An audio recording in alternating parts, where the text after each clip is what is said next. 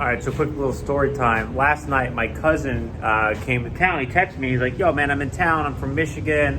I wanted to come say what's up. I want to come say hi to you in Miami." I'm like, "Cool." So I go out and I go to dinner with them. And at dinner, he's got three of his friends straight from Michigan, and his parents were there too, which is my aunt and uncle. And I get to talking to these guys. And one of them, I learned, had like never even been on a plane before. You know, they're like straight from Michigan, never really went anywhere. The guy's never been on a plane, he's never even seen the ocean. And he's like, "I kind of want to see Miami." I'm like, "Dude, you never been on a plane, never seen the ocean? Like, I'll take you around. Let me go show you.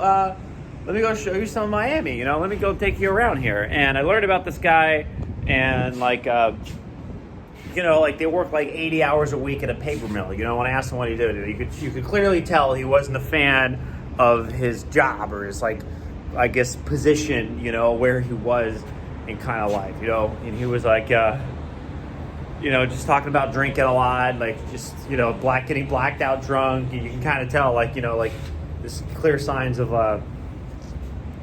like how you don't like your situation and you're trying to escape it by getting fucked up or watching TV all day long, you know, and escaping where you kind of are.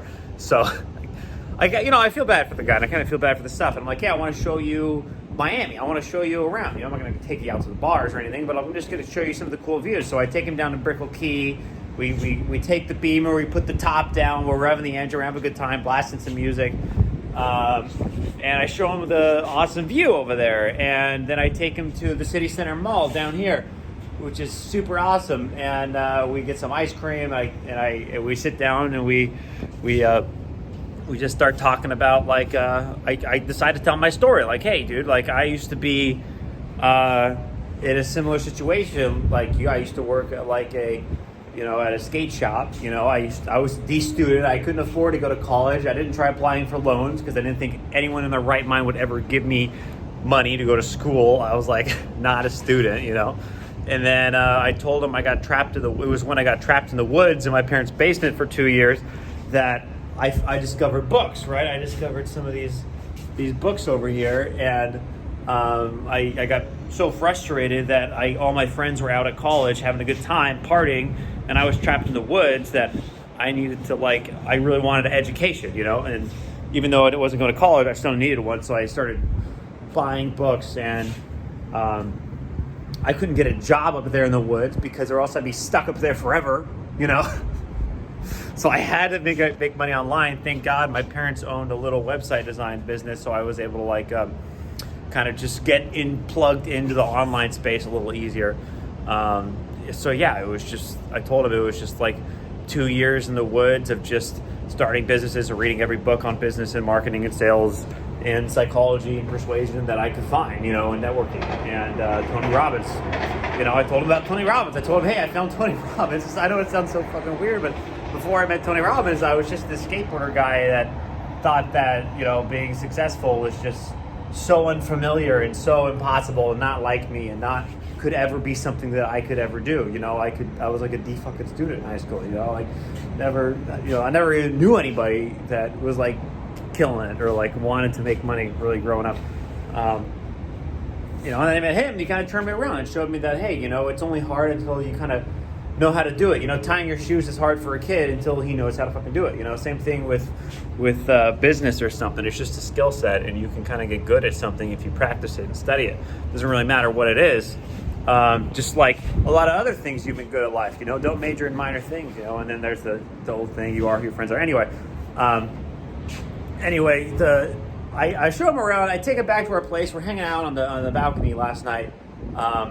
And we're just talking, you know, and it was cool to see. I could see this guy, like, kind of pumped up about this story and, like, would, like, listen a lot and was like, you know, at the end I'm here, I'm like, "Yo, I want to start," like, he's like, "I do have an idea for a business. There is something I want to do, you know, I have been thinking a little bit about something if I could do it outside of this business, which is going under anyway." Like, his paper mill company, look at these haters, going to get fired in 2 years. But you could clearly tell there was a lack of purpose and a lack of, like, drive or kind of motivation there.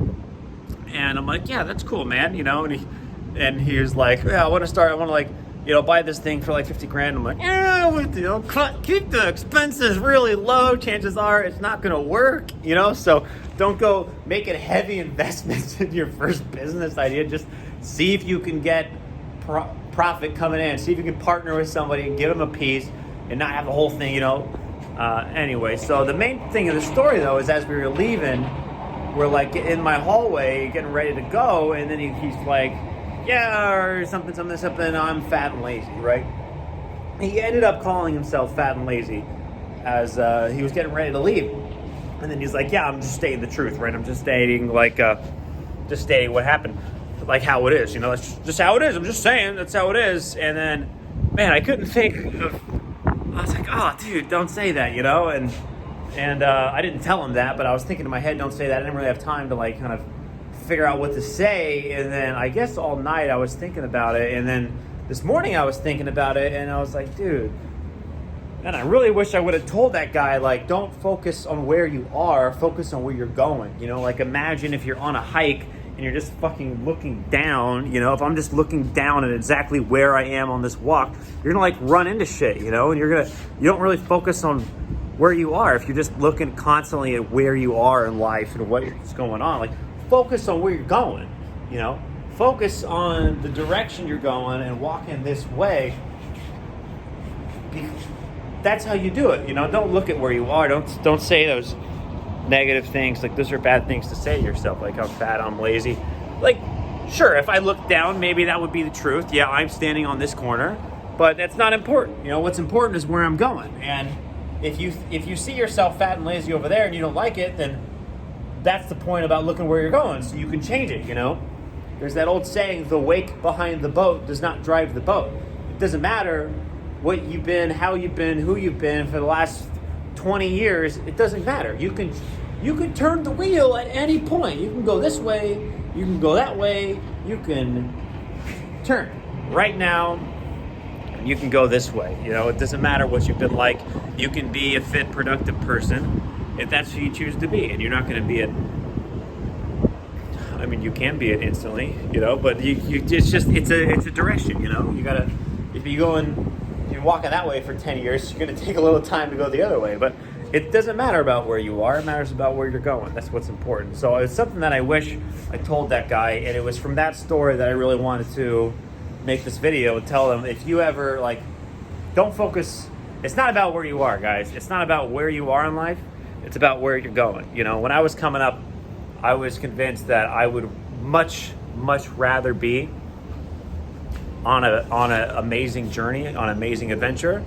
I'd rather be sucking on an amazing adventure than on a path I didn't want to be. I'd rather be than in a dead-end job. I'd rather be sleeping on a friend's floor on an amazing adventure than at a dead-end job. That was to me. And back when I was sleeping on a friend's floor, I didn't really care what people thought, because I knew that, hey, whatever. I don't care what you think. I have to go down this road. There's no other way to go. There's no other way to go down for me. I just can't do it. There's no other. I'm either going to be a broke entrepreneur until I die, or I'm going to figure it out one day. So that was kind of it. So that's it, man. Yeah. Focus on where you're going, not where you are. That's it. I hope these guys are going to crush it this day. I hope you're going to crush it.